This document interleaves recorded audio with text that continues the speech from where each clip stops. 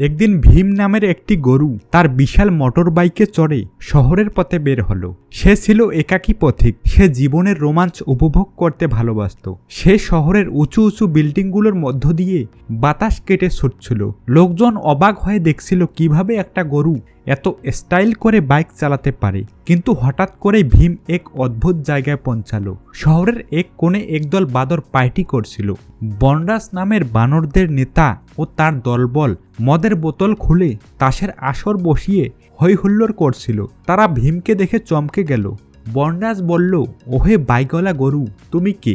ভীম এক গম্ভীর গলায় বলল, আমি ভীম, শহরের নতুন রাইডার। এখানে এসেছি অ্যাডভেঞ্চারের খোঁজে।